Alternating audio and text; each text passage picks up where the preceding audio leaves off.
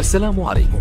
لا تنسوا الاعجاب بالفيديو والاشتراك في القناة تشجيعا لنا لنستمر بنشر المزيد إن شاء الله. من ساعات أعلن المسؤولين في نادي سيراميكا كليوباترا اللي بيلعب في الدوري المصري انتقال النجم الجزائري أحمد قندوسي بشكل نهائي لفريق سيراميكا كليوباترا اللي لعب في صفوفه لمدة موسمين على سبيل الإعارة من النادي الأهلي. صفقة تمت خلاص بعد ما كانت تكهنات لمدة طويلة من الوقت، بالذات بعد أزمة أحمد قندوسي مع النادي الأهلي بعد تصريحاته على مدير التعاقدات السابق في القلعة الحمراء أمير توفيق. الصفقة تمت، وهنا مهم نسأل الأطراف الثلاثة في الصفقة دي مين كسبان ومين خسران. الطرف الأول هو سيراميكا كليوباترا اللي انتقل إليه أحمد قندوسي بشكل نهائي، طبعا ده كسبان من كل النواحي. خد لعيب هو نجم الفريق الأول، خد العقد بتاعه بمبلغ مش كبير، انتقل لصفوفه بشكل كامل، يعني هو بعد كده ليه حق بيع أحمد قندوسي والاستفادة بمقابل البيع بتاعه. الطرف الثاني هو النادي الأهلي. النادي الأهلي خسارته ومكسبه متوازن، يعني خرج أحمد قندوسي الفريق مش منافس ليه. تاني حاجة، كان في فترة كان ممكن الأهلي يتحمل هو عقد أحمد قندوسي بالكامل ويدفع له كل المبلغ المادي المكتوب في العقد، دلوقتي هو باعه وكسب فلوس من البيع ده حتى لو مبلغ قليل. فالخسارة فيه خسارة مادية، لكن بتكمل بعضها قصاد اللي كان ممكن يحصل كسيناريو آخر إن قندوسي ياخد فلوسه بالكامل.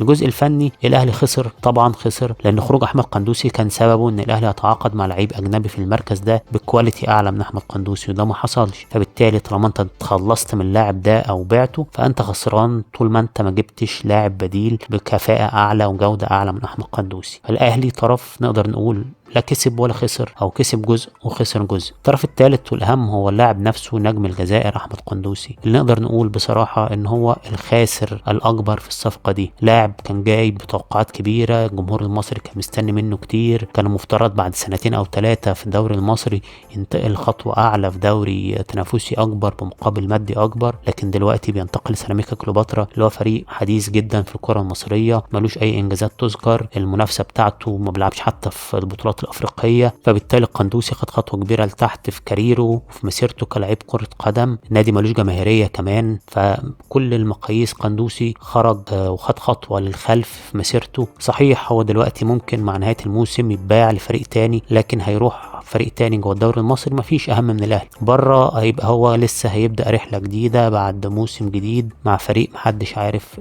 مسيرته هتبقى عامله معاه ايه. فالثلاث اطراف دول في صفقه القندوسي، في فريق كسب هو سيراميكا كليوباترا، في فريق لا كسب ولا خسر اللي هو النادي الاهلي، في طرف اللي هو احمد القندوسي خسر بشكل كبير. ونتمنى ان هو الخطوه الجايه ليه بعد سيراميكا كليوباترا تكون حاجه كبيره تليق بموهبته وامكانياته الكرويه العاليه. لا تنسوا الاعجاب بالفيديو والاشتراك في القناة تشجيعا لنا لنستمر بنشر المزيد إن شاء الله.